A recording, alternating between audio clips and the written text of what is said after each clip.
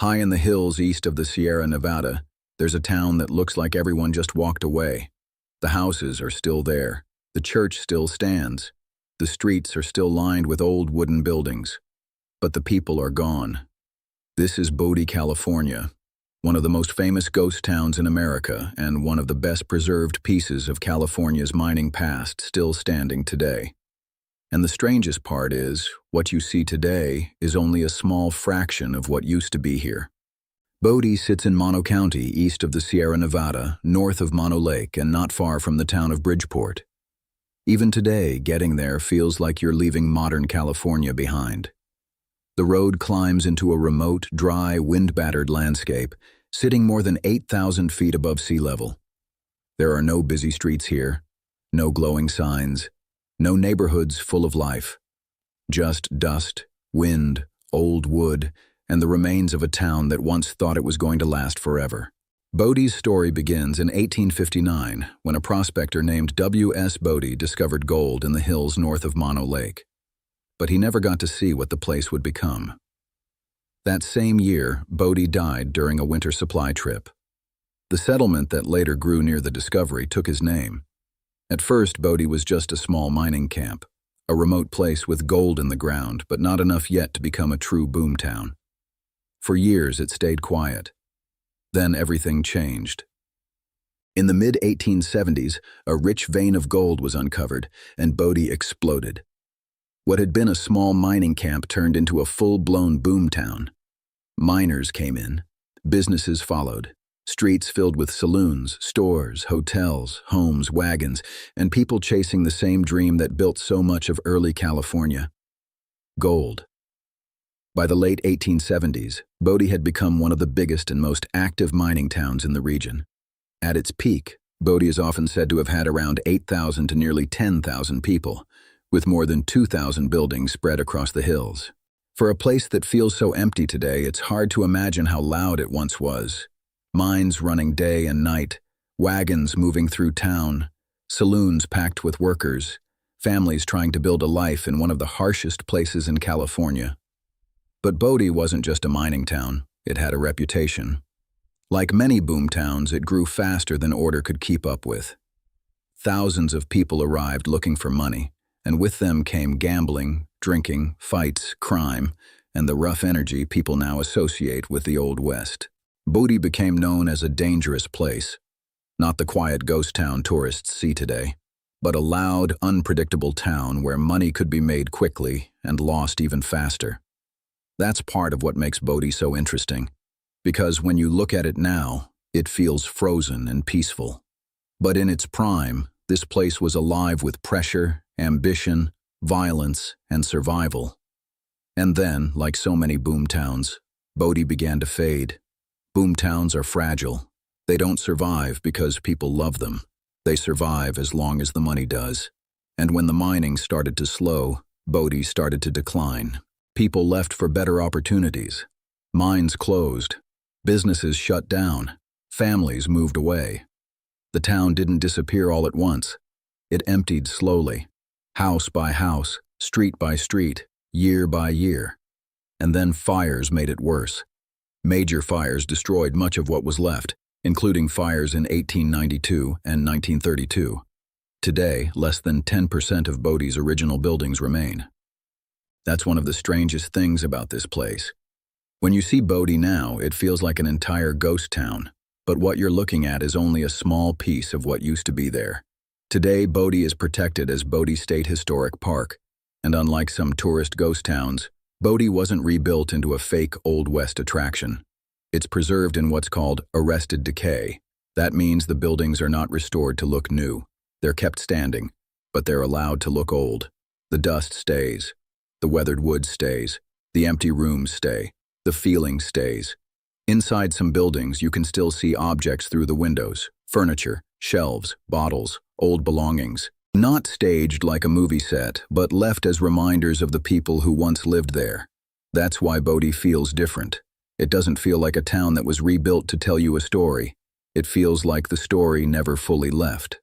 Bodie matters because it shows both sides of the California dream, the promise and the cost. People came here believing the ground could change their lives. For some, it probably did. But for most, Bodie was harsh, isolated, freezing in the winter, wind battered in the summer, a place where everything depended on whether the mines kept producing. And when the gold stopped being enough, the town had nothing left to hold it together. That's the thing about Bodie. It wasn't abandoned because people forgot how to live there. It was abandoned because the reason to live there disappeared. Now, more than a century later, Bodie still stands in the hills. Not alive. Not completely gone.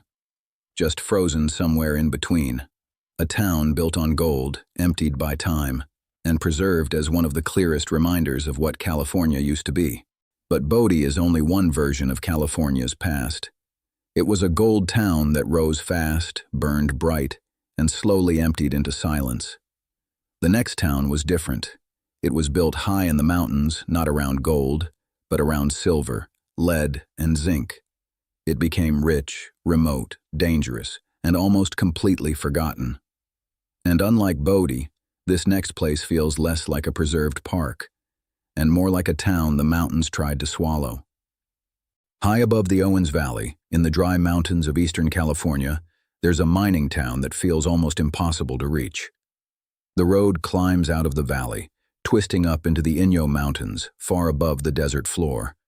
And when you finally get there, the town appears almost suddenly. Old wooden buildings, mine shafts, dusty roads, rusting metal, and miles of empty mountain around it. This is Cerro Gordo, a silver mining ghost town built in one of the most unforgiving places in California. And unlike Bodie, Cerro Gordo doesn't feel like a town frozen in time. It feels like a town the mountains tried to swallow. Cerro Gordo sits in Inyo County, high in the Inyo Mountains, above Owens Valley and near the old town of Keeler. The name Cerro Gordo is Spanish, often translated as Fat Hill, and that name makes sense because this entire place was built around what was hidden inside the mountain. Silver, lead, zinc.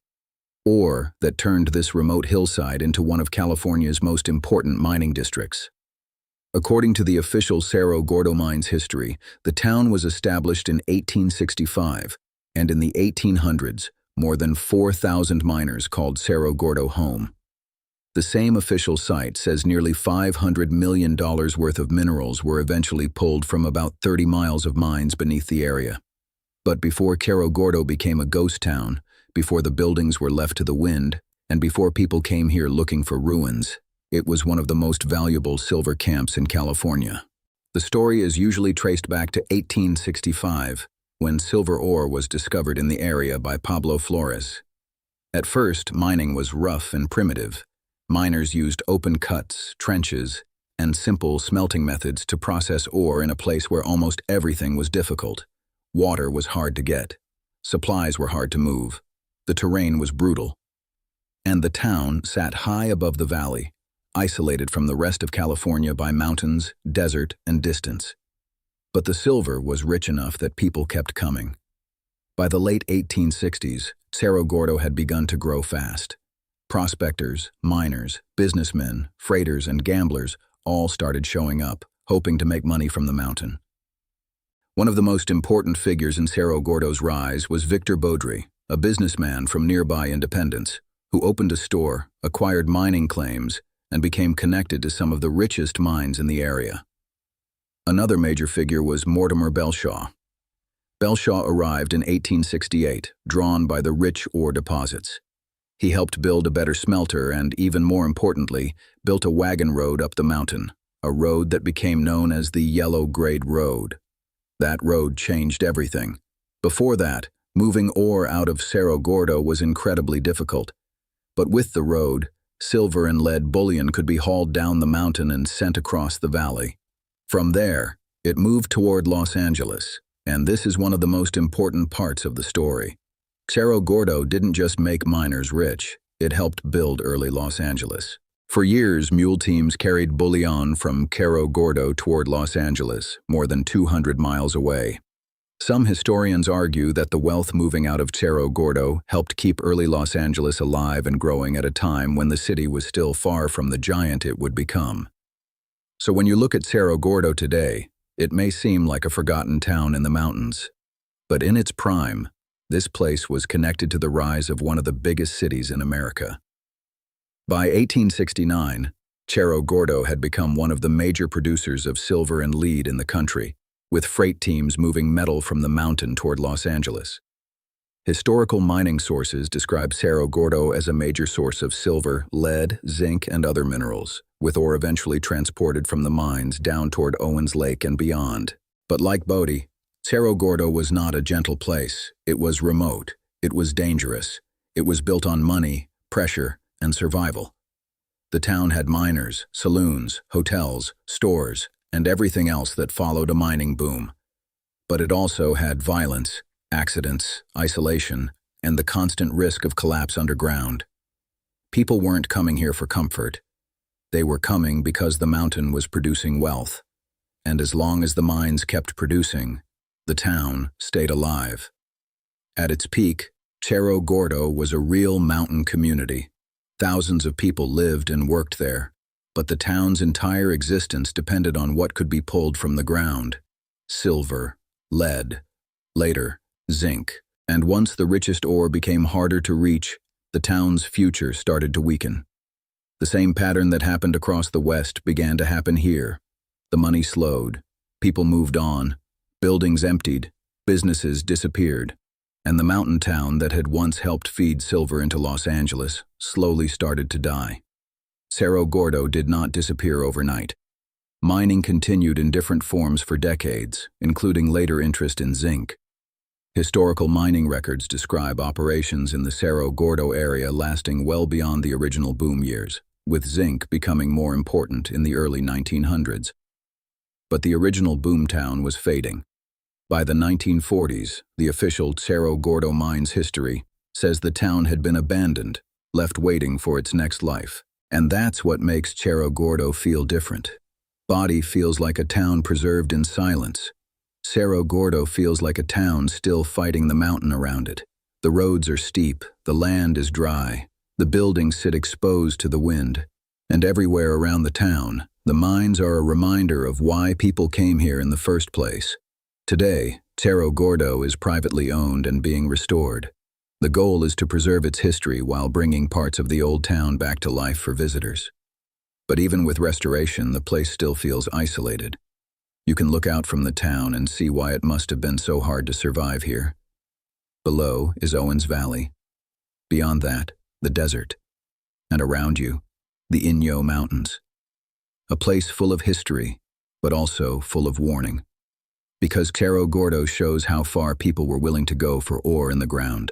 They built roads into mountains, dragged supplies across desert, worked underground, lived in isolation, and created a town in a place where almost nothing about life was easy. That's why Cerro Gordo matters. It wasn't just another mining camp. It was a town built on silver, lead, zinc, risk, ambition, and distance. A place so remote that even today it feels like it belongs to another world. And while Bodie was a gold town frozen in time, Cerro Gordo is something else. A mountain town that rose from silver, helped feed early Los Angeles, faded into abandonment, and still stands today, high above Owens Valley, like the mountain never fully gave it back. But not every old California town became a ghost town. Some places didn't fade into silence. Some survived.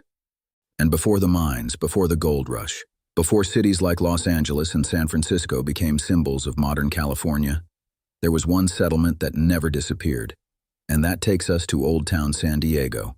After Bodie and Cerro Gordo, California's past starts to feel like a pattern, a discovery, a boom, a rush of people, then silence. But not every old California town ended that way. Some places didn't vanish into the mountains. Some didn't become ghost towns. Some survived long enough to become part of the modern world. And one of the clearest examples is Old Town San Diego. Long before California became known for highways, beaches, Hollywood, and massive cities, this area was one of the first places where Spanish settlement took root in what is now California. But even before that, this land was home to the Kumeyaay people, who had lived in the region for thousands of years. That part matters. Because Old Town San Diego wasn't the beginning of history here. It was the beginning of a new chapter, one that changed the region forever.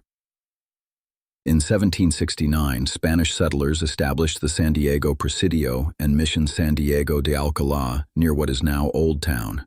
Mission San Diego de Alcalá became the first of California's 21 missions, founded on July 16, 1769. That's why San Diego is often called the birthplace of California. Not because nothing existed before it, but because this is where Spanish colonial California began to take shape. The Presidio was a military outpost. The mission was a religious settlement. And together, they formed the first permanent Spanish settlement in Alta California. But the town people know today as Old Town grew later, down near the base of Presidio Hill. California State Park says Old Town San Diego State Historic Park focuses on the period from 1821, when Mexico gained independence from Spain, to 1872, when a large fire and the rise of Newtown helped shift the center of San Diego toward what is now downtown. So unlike Bodie or Cerro Gordo, Old Town San Diego wasn't built around gold or silver. It was built around settlement, government, trade, homes, shops, families, and the slow growth of a community that would eventually become one of the largest cities in California. During the Mexican and early American periods, Old Town was the center of San Diego. This was where people lived, traded, gathered, built homes, and handled local government. It wasn't a giant city yet. It wasn't the San Diego people know today. It was smaller, dustier, more isolated. A place of adobe buildings, open plazas, dirt roads, and families trying to build a life near the edge of the continent. But Old Town had one problem. It was not directly on the deepwater harbor. That mattered. As San Diego grew, the area closer to the waterfront became more valuable. In the late 1860s, Alonzo Horton began promoting a new settlement closer to the bay. People started calling it Newtown. Today, that area is downtown San Diego. And over time, businesses, government offices, and people started moving away from Old Town. By the early 1870s, Old Town had lost its place as the center of San Diego. In 1872, a major fire destroyed many buildings in Old Town, and that helped speed up the shift toward Newtown. But unlike the mining towns, Old Town didn't completely die. It changed. It became a historic district, a preserved piece of early California, surrounded by a modern city that grew far beyond what anyone in the old settlement could have imagined. Today, Old Town San Diego State Historic Park preserves part of that early period, giving visitors a connection to the Mexican and early American era of San Diego. California State Parks describes the park as a place that provides a connection to the past and early San Diego history. And that's what makes Old Town different. Bodie shows what happens when the gold runs out. Cerro Gordo shows what happens when a mountain town loses the ore that built it. But Old Town San Diego shows another version of California's past. A place that didn't vanish. A place that didn't get swallowed by the mountains. A place that was almost replaced, but not erased.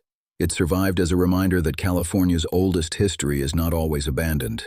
Sometimes it's hiding inside the city, behind restaurants, under tourist streets, inside preserved adobe buildings, on old plazas, and in places where people walk every day without realizing how far back the story really goes. That's why Old Town San Diego belongs in this story. Because California has ghost towns, it has boom towns, it has places where people came chasing gold, silver, and a better life. But it also has places that stayed alive. And Old Town San Diego is one of the oldest pieces of that living past still standing. If you want more forgotten towns, ghost towns, and stories still standing, subscribe to Buried America.